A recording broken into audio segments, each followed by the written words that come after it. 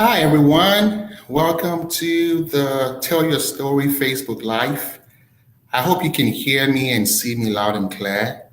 It usually takes about a few seconds to a minute or so to actually get the broadcast started. So I'm just going to um, get started as we. Okay, I see people already started to join. Welcome, everyone, to this edition Tell Your Story Facebook Live. I am so excited that you are joining us today. So, what I want us to do is if you can tell us where you are joining us from, please let us know. Please let us know by liking the post and sending us a lot of love, particularly if you can go ahead and announce and tell us where you're coming from. That would be fantastic. And as the comment start to come in, I'm going to highlight and and give you all a shout out. Great. So I see people already online, but I'm not seeing a lot of comments. So if you can let us know, that would be fantastic. I am so excited about the topic we're going to discuss today. It's about elevating the language of our story, elevating the language of our story. I'm so excited. It's going to be an exciting couple of minutes. My intention is not to keep you all long, but I still need you to introduce yourselves. Please tell us where you are joining us from. Um, Also, if you can go ahead and do me this great favor, please go ahead and share the post.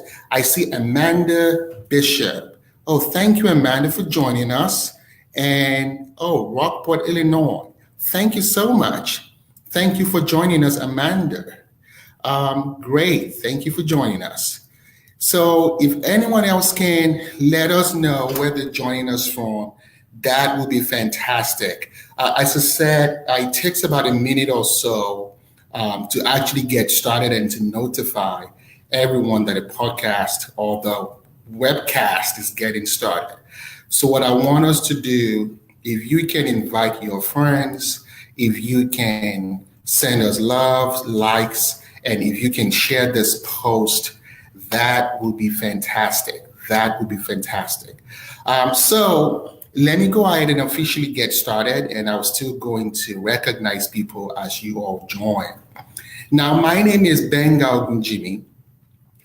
For those who do not know, I am the author of the book, Borderless Voice, The Power of Telling Your Story and Defining Your Identity. I work in the capacity of an identity strategist. And what that means is that I help people to tell and monetize powerful stories and how that become the springboard for building their personal organizational brand, their core brand identity. That is what I do. So it is the time of the year that we are all setting intentions for 2019, and we are all getting ready to end 2018 strong and take that strength into 2019. And what I wanted to do with my community is to offer you my perspective and share some insight from a coaching standpoint in terms of my work in the capacity of a life coach, of a storyteller, as a brand strategist, what you can consider as we end 2018 strong and even start 2019 even stronger. Once again, if you can, it's going to be a very exciting time. If you all can share this post, if you can let us know where you're joining us from, if you can like and comment and send love, that would be fantastic. So, in my work, in the capacity of helping organizations and leaders tell powerful stories, I wrote this book called Borderless Voice.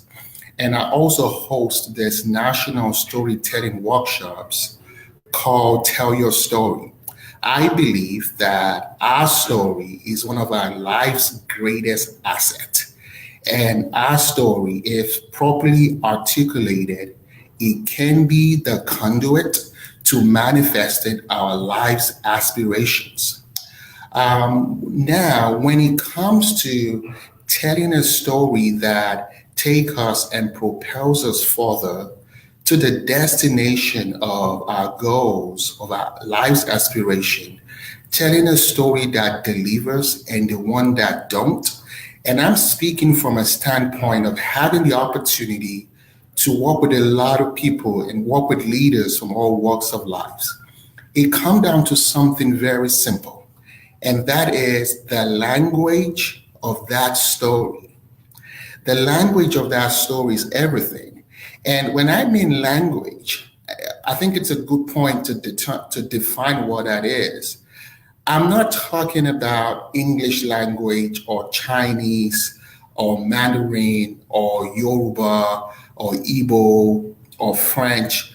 I am talking about the vocabulary that we use to articulate our message. I'm talking about the very core script of our story. And what I really want to do is to challenge the paradigm that we all have always gone about telling our story. For a lot of people, when we talk about telling your story, there is this biographical component, is pretty much my life journey from my birth to my present moment. So what I do is to inspire this radical breakaway from that model and approach storytelling from a forward-looking, aspirational standpoint. And the reason why we do that is because what we have found is that type of story that really influence. Influence meaning has the power to influence others. So let me tell you briefly about my story. And that would be a good basis to further go into this conversation. I was at a crossroads several years ago, and I was seeking a career path. Should I go the nonprofit route or should I go the for-profit route? And while I was doing that, my background was a nonprofit. However, I came to a point of dissatisfaction with just the old model of fundraising and having my mission to be authorized by another external entity. I think that is not the best way to really make the impact I seek to make. And I was frustrated with that model. When I look to the for-profit world, on the other hand, I was in a very younger states of my leadership. And just the whole idea of being financially driven and all about bottom lines and numbers, that in itself did not even do it for me. So what I decided to do was I sought a mentor, I sought a coach. And in our very first coaching session, I told this woman, this individual, my life's journey and this crossroads I'm currently at. And she said something that will go on to change the rest of my life. And she said, if you want to make money and if you want to help people, you are a social entrepreneur. Prior to that conversation, I never heard the word social entrepreneurship in my life. That conversation became life-changing because immediately, I think exactly about 6 months afterwards, the corporation of Microsoft started to invest in social entrepreneurship.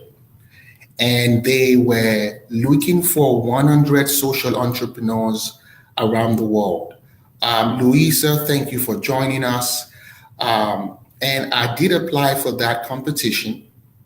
I was successful. I was one of the 100 winners. We were flown around the world. we got financial investments. They gave us access to international markets. We have trainings at the best institutions. It was life changing. Afterwards, I joined the United Nations. I came to the United States. I started a couple of social enterprises. And when I look back in that coaching session, what was abundantly clear to me was that this individual helped me with the language to articulate my story. Just because that inspiration came, I was able to elevate and accelerate my career trajectory into industry leadership. It didn't happen because I had the greatest skill. It didn't happen because I have the most incredible insight or business plan. It happened because I elevated the language of my story. I think this is very important. Another thing that conversation did for me was to really break and completely shatter and also remodeled my paradigm, the way I look at myself. It was from that moment I realized that I am not what I do, that what I do is only an expression of who I am. Because I wouldn't say because it was my expertise, it was my previous successes or industry pedigree that was able to make me have acceleration into my industry's leadership, into my career trajectory or thought leadership. It was because I understand that all I needed to do was to look within myself and really evaluate the language I have told my story all along. So this is my gift right now for everyone on this call. Mirel, thank you so much for joining us. Is to ask yourself, the story you've told yourself so far, has it served you? And I think this is the moment of integrity as we come to close out 2018 with strength. It is an opportunity to have this monologue with ourselves and ask ourselves the story I have told about myself. I don't know what your story is, and we all have our own story. Some of our story, some of us have beautiful stories. Some of us have great stories. Some of us have stories that are not as beautiful, that is not as great. But really, my goal is not to make you get stuck in the past. My goal is to propel you forward and ask yourself the story you're telling yourself, how you go about articulating your personal identity or your professional identity as it served you till this moment. If it has not served you, now is the opportunity to elevate that language. So let's talk about language. So, as I said, when we say the language of storytelling, I'm not talking about English language. I'm talking about that vocabulary that has dominated the way you message your story, the way you communicate and articulate your story. What I want to do, having shared my story as you have seen, just because I tweaked and changed the narrative around my story, I changed my life. You have probably heard the saying that your world creates your world. And if that were true, that means your language determines your reality.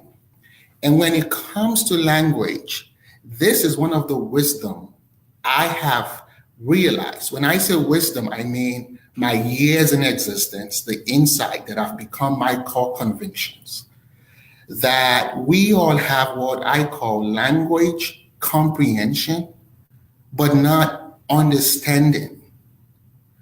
And let me tell you the difference. Language understanding is a lot different from comprehension.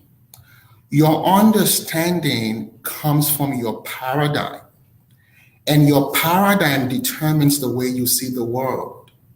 And the way you see the world ultimately determines how you see yourself and the vocabulary that dominates the story you've told till this very moment.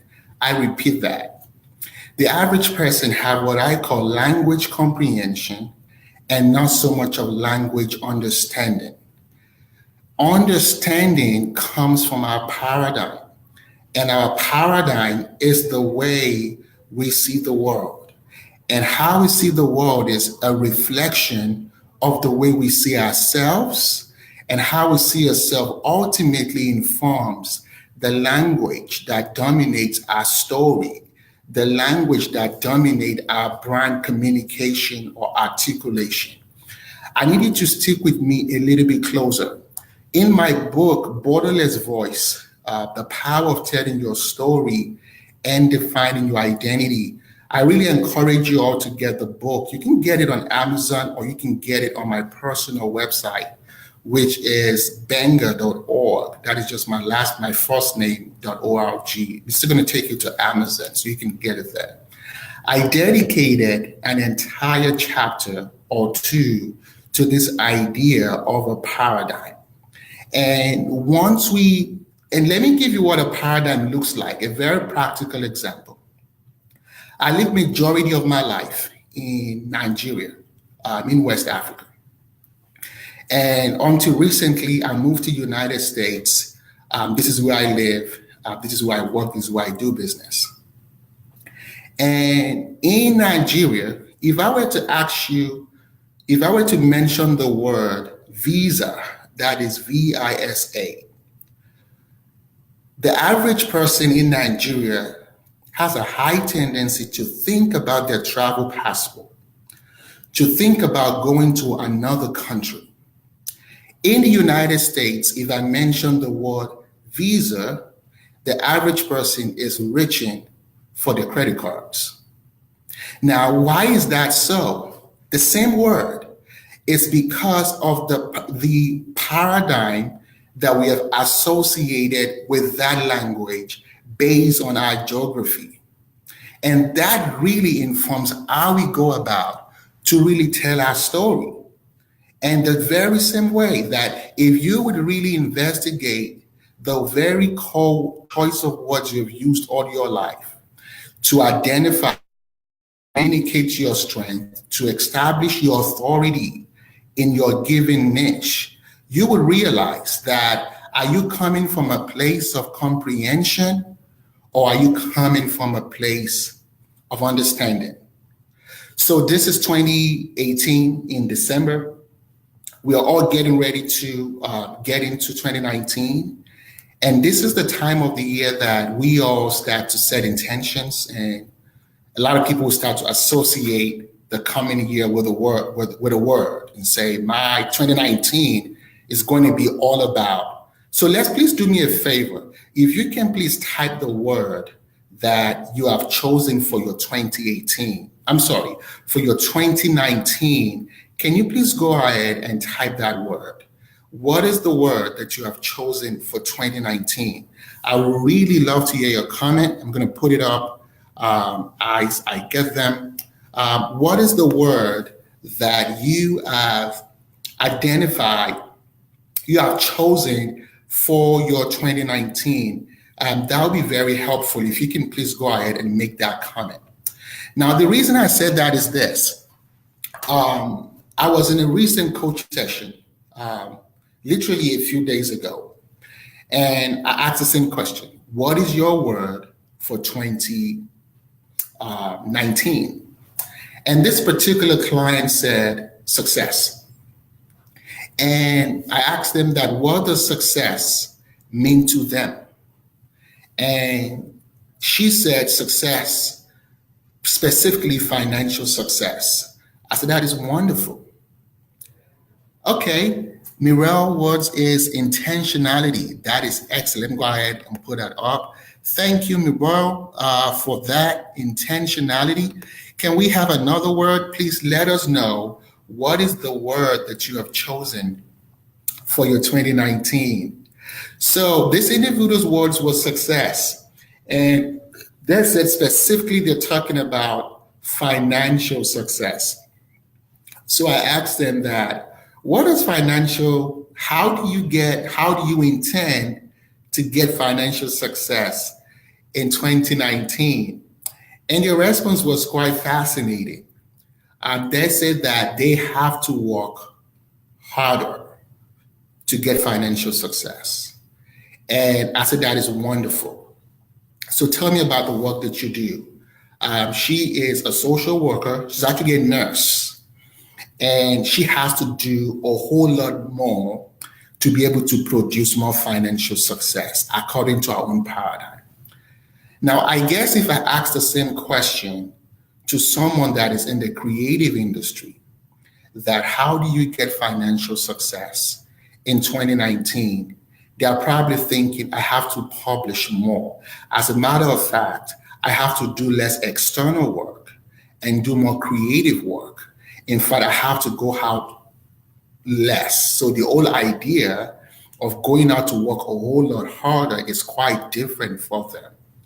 If I ask an investor, how would you get financial success? They probably say things like, I need to find more investment deals and opportunities.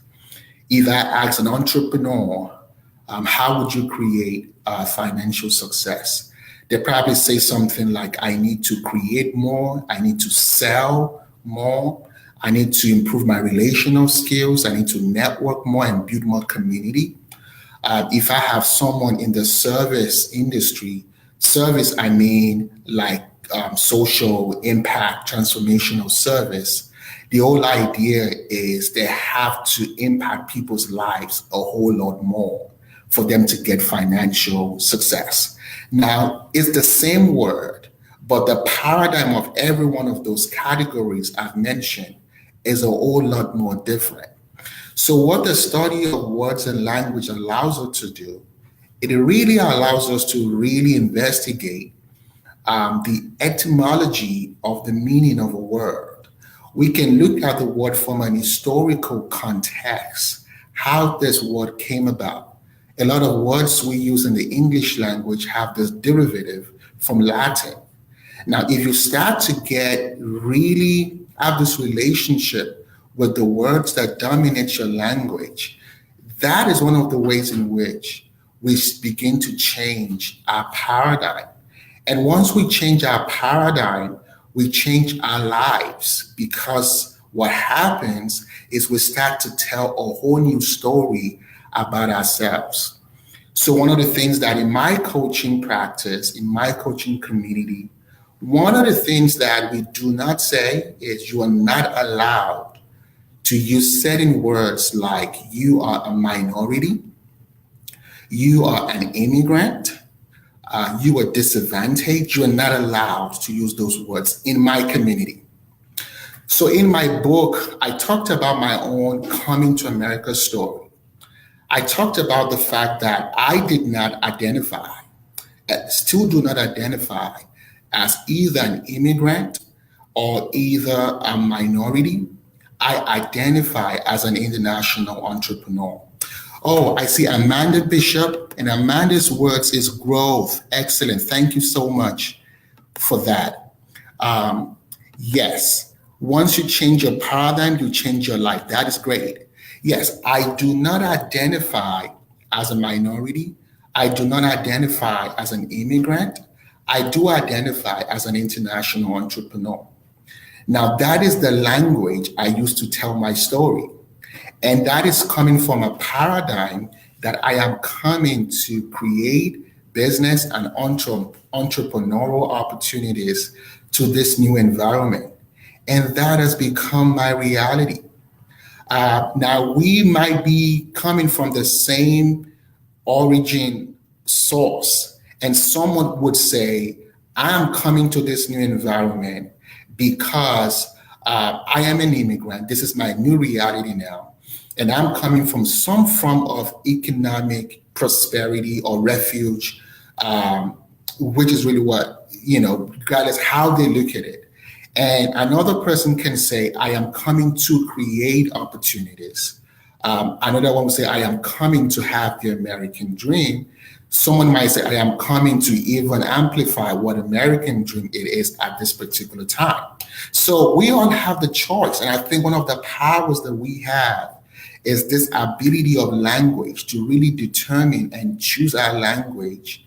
And not just that, and identify meaning and purpose to the word that we use to tell our story. So, Amanda, your word is growth. I wish we can have a situation where we can actually have a live conversation. And Miro's words is intentionality. So the next thing I want us to do next, having identified the word, I wanted to ask the question. And the question is this, Mirel, and for Amanda, who are you becoming in 2019? Who are you becoming? You've never been this person before. This is an evolution that you are morphing into. So I told my story that I started my journey as a nonprofit leader. And then I became a social entrepreneur. And then I became an impact investor. And I became a life coach. And I became a brand strategist.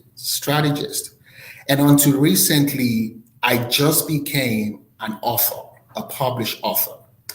And every one of those, I have to overcome a psychological border to be able to become that person. So I'm waiting for Mirel. What are you becoming in 2019? And for Amanda, what are you becoming? I'm sorry, who are you becoming? Not what. Who are you becoming in 2019? And I think this is a good opportunity for us to start evaluating our language, because that begins to form our mindset, and that informs the life strategy that we bring into 2019. So let me see what those words are so far. Okay, so Mirel and Amanda and Louisa and others on the call, if you can tell us about who you are becoming in 2019. Are you becoming an entrepreneur? Are you becoming a community leader? Are you becoming an investor? Are you becoming an international speaker? Are you becoming a real estate professional or investor? Are you become a published author and consultant, a social worker? Great. So I'm going to put that up. So Mirel, I love that. Mirel is becoming a thought leader. Becoming a thought leader. That is fantastic. So as I said, like when I asked myself in 2017 going into 2019, is I'm in a position that I've been blessed to manifest my life's aspiration. And as I go into this new year, who do I want to become? I give myself permission to be an author. And whether you like it or not, for me, that was so scary to do. I never think someone can write a book. It's funny when I say that now. And if I'll be honest with myself, I used to be a contributor for so many platforms like the Huffington Post and the rest of them. And as part of my own excuse for really fearing this person I was destined to become, I would overcompensate and write these articles, and I would write it so professional, and I would even hire external editors for my article, and I would spend several days and interviews for this article. And this voice would whisper that, do you know you can use the same amount of effort in writing this article to writing your book? For me, it was just something I struggled to give myself permission. And so this person you are becoming, it could have, and I think it should have, some element of vulnerability to that person because you've never become that person ever. And you might go through a process of giving yourself permission, even when you have the title of that. So we used to host this Tell Your Story Live, and I used to have like tell your story for six, seven figures job opportunities, tell your story for investments. The last episode we have tell your story to the media, how to get your story on national and international television. We've also had tell your story in relationships. How do you tell your story to manifest relationships that you desire? And if you haven't seen any of this, you can go to my page or just search for me on YouTube and you can get caught up with this episode. And the very last episode we had was a woman that she also went through a journey of giving herself permission and becoming. She came to one of my workshops right in Washington, D.C. And she was my host. She was my co-host for that episode. And her name is Melody Bearfield. She was in a stage of professional job transition. And really what she really wants to do, the core of what she wants to do, is to be a human resource professional, HR expert, or thought leader in the niche of human resources. But she never gave herself permission to do that. And she took all these other jobs that doesn't have that title. But when she get in that organization, she would do the job of a HR expert professional. And when she went through this exercise of giving herself permission to become who she's always destined to become, without a job offer, she went on LinkedIn and she changed the keywords on the LinkedIn to HR experts. And she started to write articles and create content. And she started to create this brand around thought leadership when it comes to human resources. Again, it's a wonderful story. Go on YouTube or go on Facebook and listen to the story yourself. She said about a week or two, she started to make this adjustment and changing a narrative. Something started to happen. That job offers she never imagined she would get. All these corporations was lining up job interviews for her. She eventually went with Hilton Worldwide, and now she's one of the senior leadership for Hilton in HR, in human resources. And now she have an entire portfolio that she manages, and she also helped oversee workforce development for Hilton Brands Corporation around the world. Now, because she decided to become this person, and she did not wait until she received some form of certification, until she received some form of welcome approval letter, or someone gave a validation, she immediately changed her story and started to say, I am HR experts. So Mirel says, so I have to give myself permission to become what God has already authorized me to be. That is fantastic. I agree with that 100%. And I think thought leadership is, Mirel, I'm going to take it a step further. So what is your field? What field do you want to become a thought leader in? So the thought leadership could be generic. So what is your own field that you want to become that authority in? And again, I don't want you to think about it, Mirel, and I don't want you just to be reactional, because the true answer for that, it could still be something that you are still struggling with. You are still struggling to accept that and give yourself permission to be that. It's absolutely fine. I told myself I've contributed to a ton of platform and media. But for me, just being an author was a big struggle, if I will be true and real about myself.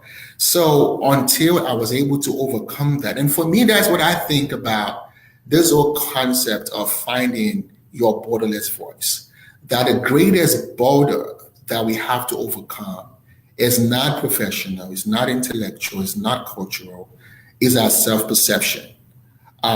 So once it is this psychological Borders are really artificial. The real borders are the psychological borders. And so this is what you do. How do you elevate the language of your story? Once you've determined what you are becoming, that the answer to that should dominate the language of your story. You tell your story every single day. Your social media right now is telling a story. Your resume is telling a story. Your personal website, if you have one, is telling a story. Your community have the story that they about you, which is your personal brand. So whether you realize it or not, you already have a brand. The old question is, are you taking authority and ownership of that brand? So who exactly you becoming, the answer to that is what you have to use to elevate your story. And once you elevate that story by elevating the language, what happens is you start to create these opportunities yourself. Another way to find out what you're becoming and areas that you need to give yourself permission, if you can think about what I call a deja vu goal. A deja vu goal is this goal that you set for yourself in 2015, and that same goal is still in 2016, and you carry the same goal to 2017 and 2018, and you were just carrying that goal into 2019. For me, it was writing my book. I've always written my book all these years. Always every goal, every every vision for the year has that.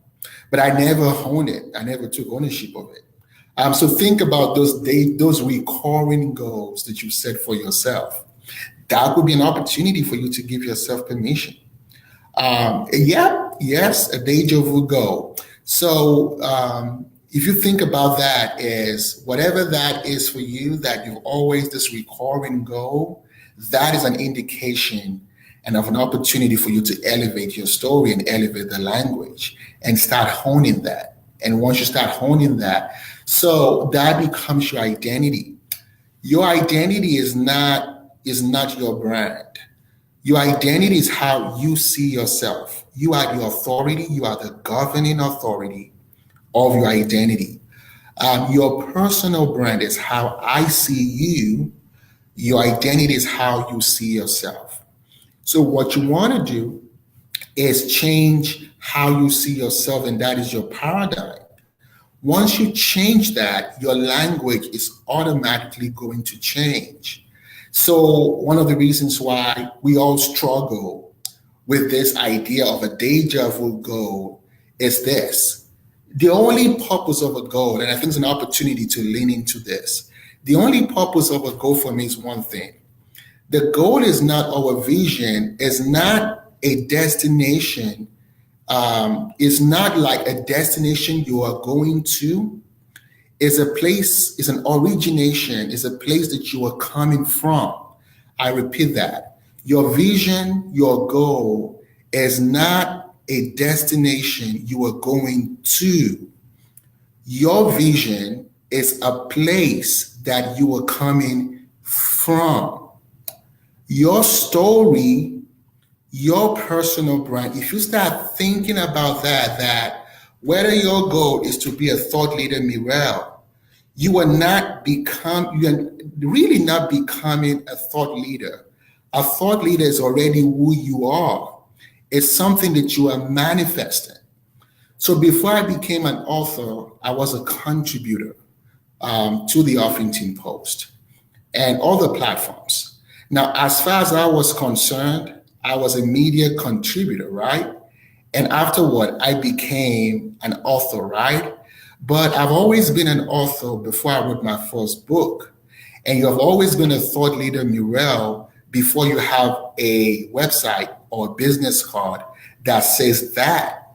So if you start to think about your deja vu goal, one of the reasons why we carry goals over and over is because we are trying to go somewhere. But you have to start seeing it that you are coming from thought leadership. You are coming from being an author. You are coming from being an entrepreneur. You are coming from financial success, like the case of my friend. You are coming from this person that you are becoming. For me, that was a paradigm shift. And once you start approaching your vision that way, you will see your vision manifest a whole lot quicker, a whole lot faster. But if you think that for you to become a thought leader, Miro, you have to have a website that says thought leadership. You have to have 10,000 followers on social media at least. You have to have a 50,000 mailing list. You have to have speaking engagements. You have to be on national television. You have to be on radio. You have to have this heavy packed coaching or speaking itinerary that might even take you a lifetime to accomplish. But if you come into thought leadership, that you're already a thought leadership, you are already a thought leader, and you are manifesting thought leadership, but you still haven't answered the question, Miguel. What field do you want to be a thought leader? You say you're becoming a thought leader. Tell me the field that you want to be this thought leadership figure in. If you come from that place, you see that goal happens a whole lot faster. So I want to close this out. If you have questions or comment, please bring your questions or comment in. I really like to answer your questions or comment. And as I close this out, I wanted to leave us with something to consider. And I want to give us this consideration as to who we want to become in 2019. If your answer was you want to become a thought leader like Miro, if you want to become an author like my 2017 self, okay, so Miro's field is human empowerment. Human empowerment. Great, that is excellent. So I still need you to, so if you, Miro, so your thought leadership is industry specific.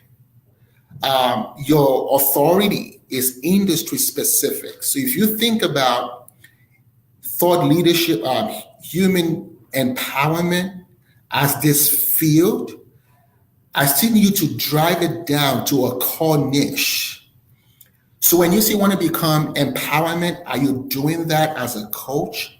Are you doing that as a consultant? Are you doing that as a speaker?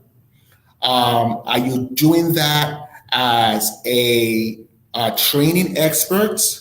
Again, you have to even be more specific. Are you doing that in a corporate organizational context? Are you doing that in faith? Are you doing that with women, with men and women? Are you doing that in an emerging market? Are you doing that internationally?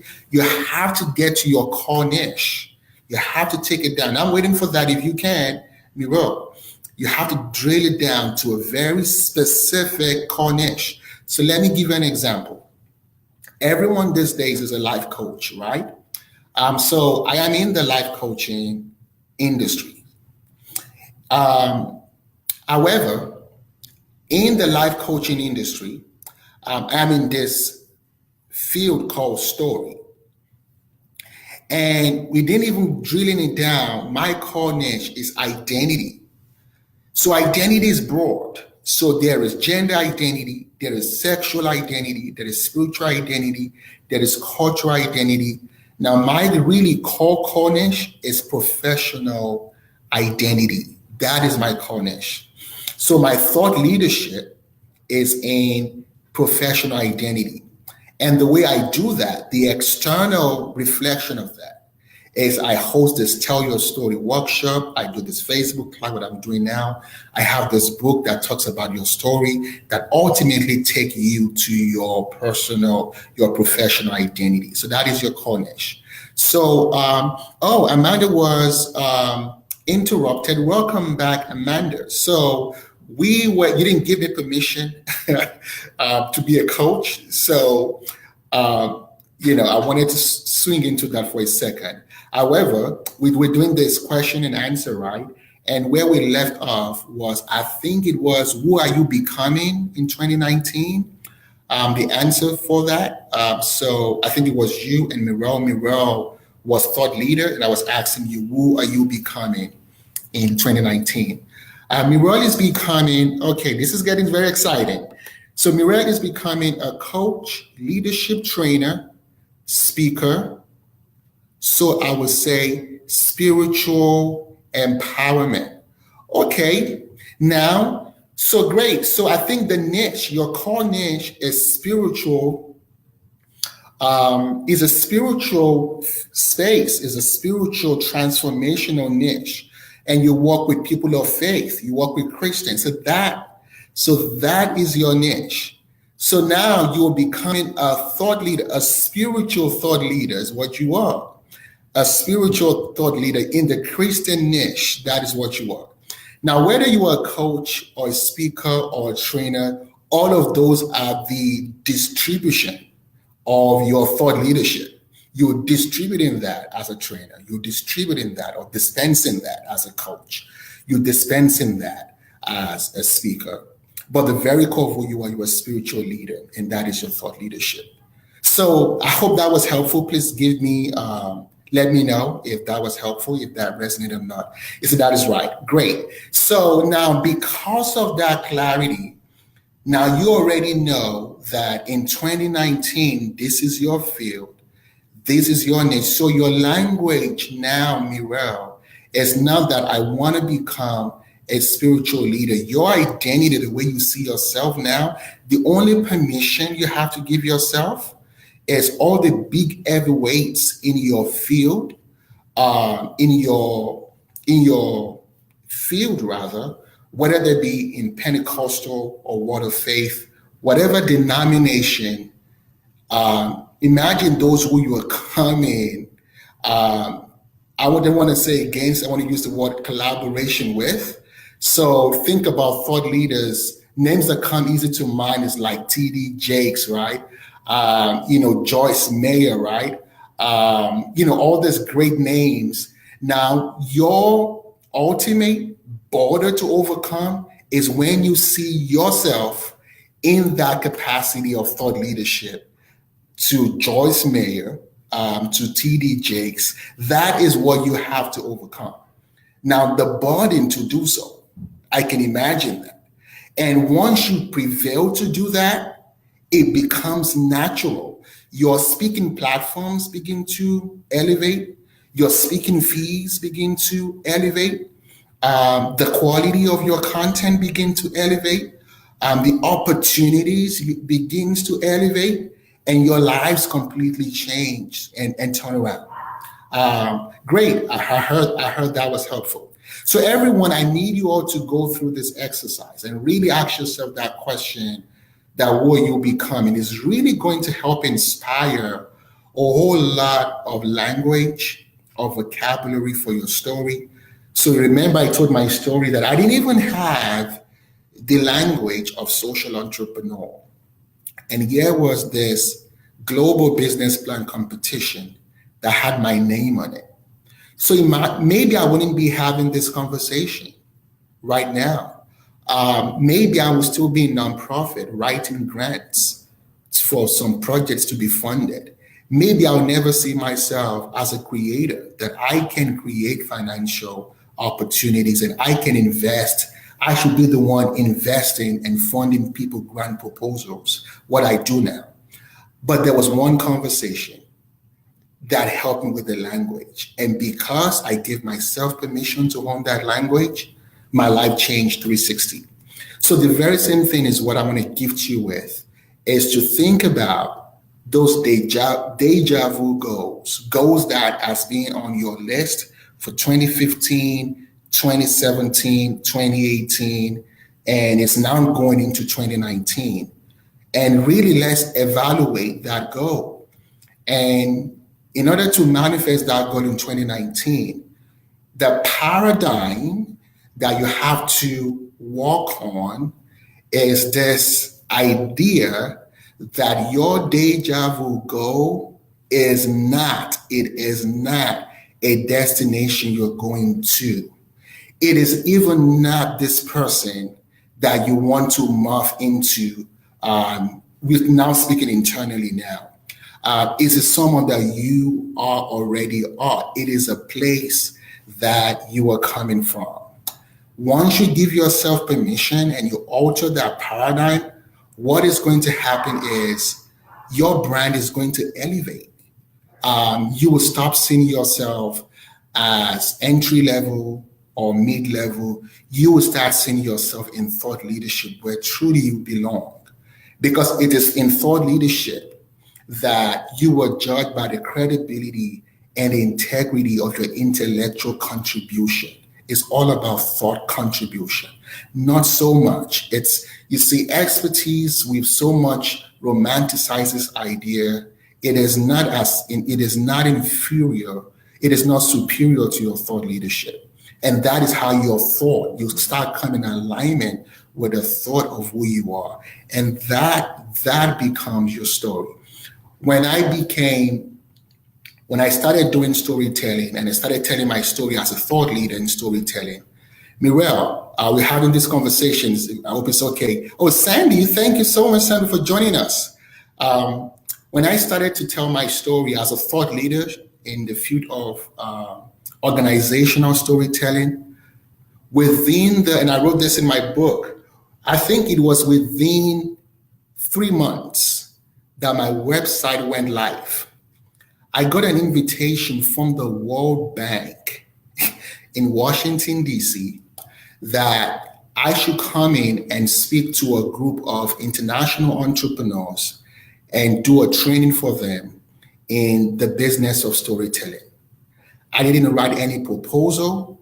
I didn't know anyone. All I did was I created a website, and that website says, I'm a thought leader in storytelling. And my first client became the World Bank. Imagine that. All I did was a website. So again, we keep having this deja vu goes because we've not given ourselves permission. We've not honed that. And we keep telling the story that I am training to be an expert. For some people, what we do is we get certification and we get degrees over degrees, trainings over training, coaching programs over coaching programs, books after books. All those things are life-changing. I'm not against them. That is what I do. But all those resources, the purpose of that is to equip you for you to give yourself permission. Great. So I heard that. So let me put up some comments here real quick. So I think how encouraging. So Amanda says, how encouraging we are on right track with our mindset. Awesome. That is great. Mirel said that is so true. Sandra says 100%. That is great. Okay, so let us, if you have questions, please let me know. I'm about to end this broadcast now. So this is my gift. This is my gift. By the way, I need you all to go to YouTube, and you can listen to the introduction chapter of the book for free. Borderless Voice, the power of telling your story and define your identity. You can listen to the introduction chapter of the book on YouTube. And I hope that you get the book on Amazon. I hope that you get that. I also want to invite you all to my coaching program. And before I talk about my coaching program, the gift I said I wanted to give you all is this. So whether your goal is to become thank you so much, Mirel. Whether your goal is to become, 1 second, let me see how we can put this down. Give me 1 second. So whether your goal is to become a thought leader like Mirel, or is to be an author like myself, whether you want to become a spiritual leader or thought leader in the spiritual space, whether you want to become an investor, whether you want to transition from your 9 to 5 and have a business of your own, or whether you want to ascend your career trajectory from being a professional to be a thought leader and expert and authority in your field, Whatever that, all of that is, I want to submit to you all that it is only a component of your personal brand. Me, the understanding of how powerful my personal brand is changed my life. And you all can relate with this. And if you can, let me know. Whether it is Sandra in the transformational space, or whether it is Amanda or Mirel in the spiritual space, we have the tendency to take on the identity of what we do, especially as entrepreneurs, especially as change makers. One of my clients is a woman by the name of Dr. Florence Brooks. She has a fascinating story that I think it was very thought provoking for me to say such a word, to make such a statement. I said, the woman, meet the spiritual coach, the woman that transcended our faith. And the reason I said that is this, that even if you are in the spiritual space, Mirel, your spiritual thought leadership, again, I know this is very, very audacious for me to say to a woman of faith, apologies in advance, or to a person of faith, that even your spiritual leadership and thought leadership is still a component of your personal brand. So when I was working with Dr. Brooks, she has a church in upstate New York. And she was going through, so many people in that space go through. She was literally burning out. This woman, you call Dr. Brooks any time of the day. She's always on one prayer call. She's always on this program, on that program. Our identity is the spiritual work that she does. And one of the things I challenge her to make her understand that Dr. Brooks, that your personal brand trumps your expertise, even your professional calling. That your professional calling is a component of that. It was a struggle for her. That is who ultimately she needed to become. So Dr. Brooks gave herself permission. She created a personal brand, drbrooks.com, Dr. Florence Brooks or fbrooks.com. I believe it's our website. And she created a for-profit component to what she does as a spiritual coaching practice. She now has a radio show, I believe in Albany. She's going on to have a TV show right now. She has a fashion line that she does. She just launched a magazine. Now she have all of these outlets and products and services that has contributed to her wealth.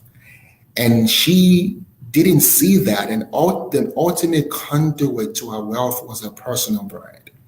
So I want to challenge everyone that do not go into 2019 without honing, embracing your personal brand. Do not do that. Is one gift I can give you on this call is you have to go in seeing yourself as a brand. Whether you're a thought leader, whether you're an entrepreneur, all of those are just product and services of your personal brand. And I think that is the ultimate permission we all have to give ourselves, because until you do that, you're still on the surface. You've not really begun to tap into the very core of this person, to use Miro's word, you are destined to become. I think I have some comments. Let me see. My goal was to make this 1 hour. Miro said, how brilliant. Okay, Sandy has a question. The question is, so let's say we know what we are and who we are. How do we find our community? Oh, I love this question. So Sandra, the answer to that is very simple. And the simple answer to that is telling that story of what you are, of who you are. Your goal, Sandra, is not to find. You are not to find any community. Your goal is to activate your community.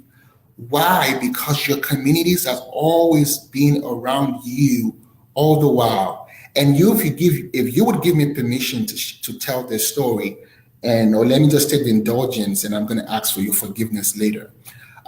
Remember when we did your personal brand launch in DC? And I think I told the story, not, I always tell the story, Sandra.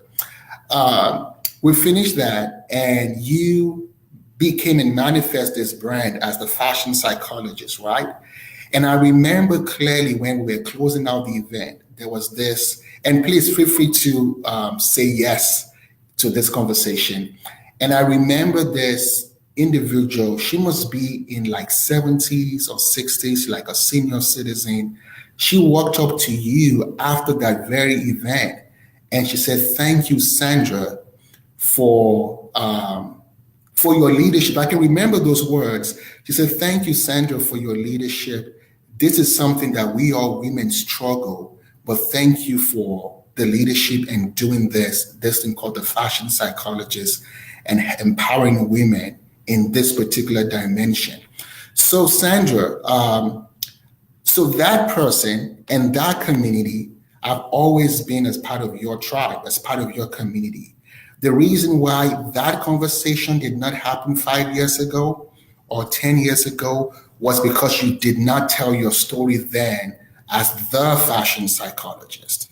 The moment you start telling your story, you start activating that community. You start activating, and I think Sandra put some kind of symbol. I can't see that, but I think you try to put something up. So it would be helpful if you can type it out in words. So once you say that, you activate that community. I hope that was helpful, Sandra. Let me know. So lastly, I just want to leave us with this thoughts that I am hosting a Tell Your Story Coaching Intensive. It's a 6 weeks program. And I really want you to consider hanging out and joining me in this program. Sandra, the fashion psychologist herself, was on that program. The woman I talked about, Dr. Florence Brooks, that went on from being a spiritual pastor of a church to having multiple businesses, and now our own radio and TV show, was on that program. Oh, said that was 100% accurate. Thank you, Sandra.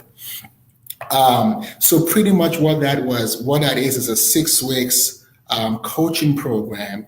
Right now we have limited slots available. I think we have 5 slots available for that program.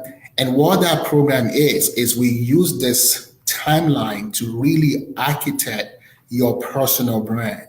Not only are we defining your personal brand and helping to build it, we are helping to monetize your personal brand. And my commitment to you is that at the end of the program, your personal brand is going to be open for business. If there's anything I say, my purpose in life is to elevate leaders from good to great.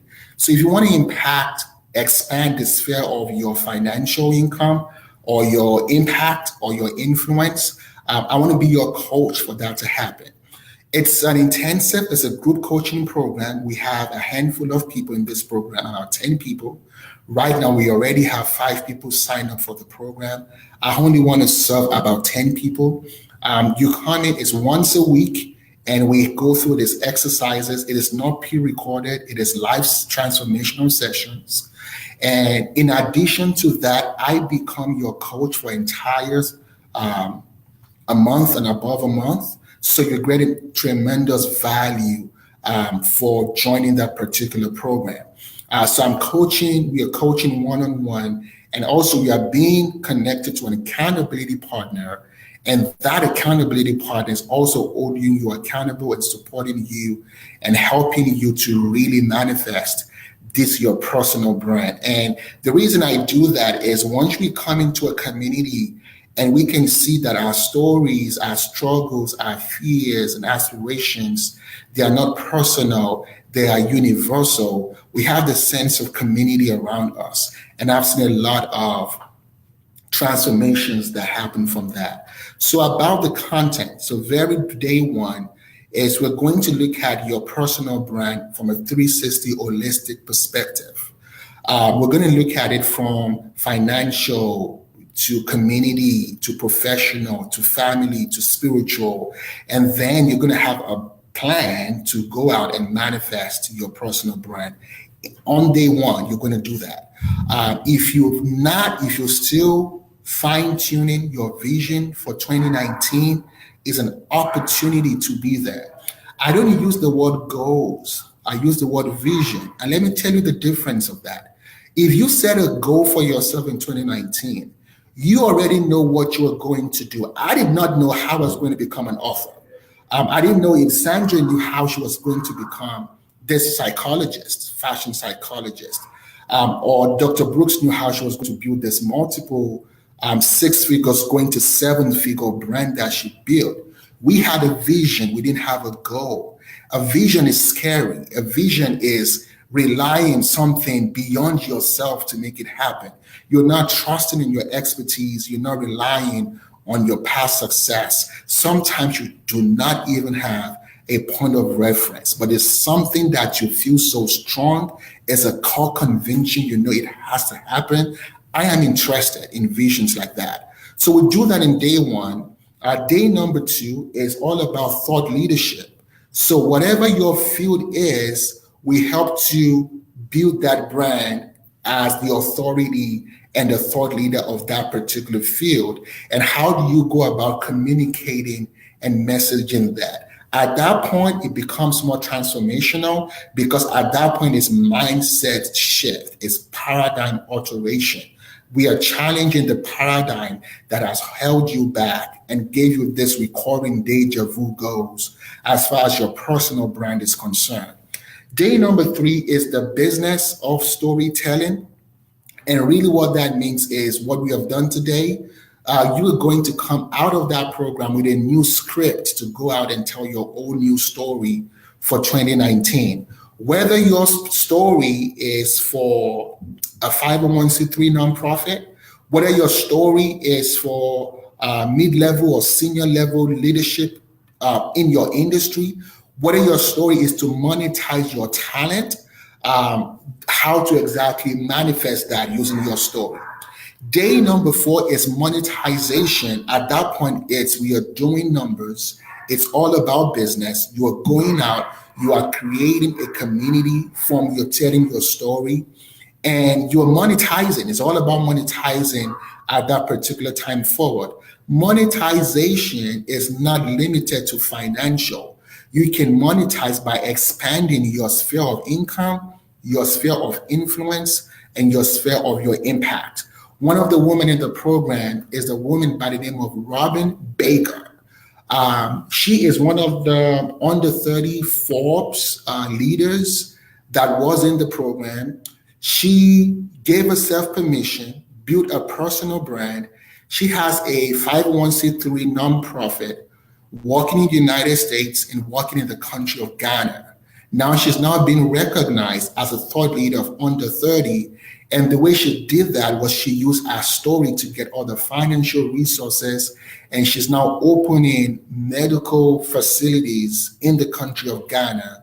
I haven't gone through the program. And so that is what I mean, expanding the sphere of your impact.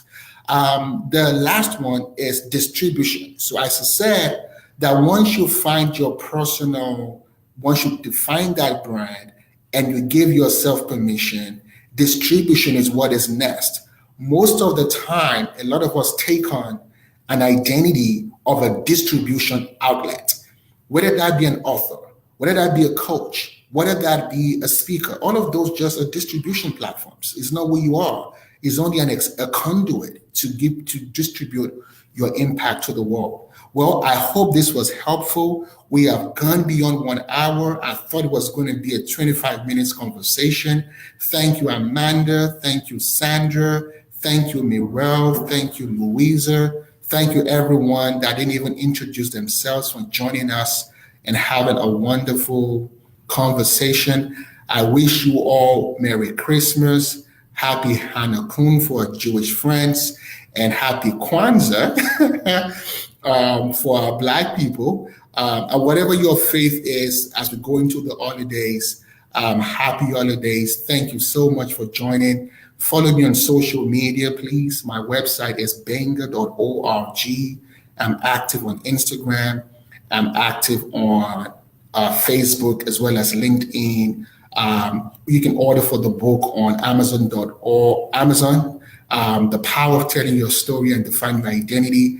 I hope that you will join us in our coaching program. Send me a message so I can get you the necessary links to read more about this program and read more of the success stories. Thank you for the opportunity to be a point of light this holiday season, and I wish you a prosperous, fantastic 2019, and hope and pray that you will end 2018 strong and proceed with that strength into 2019. Thank you very much.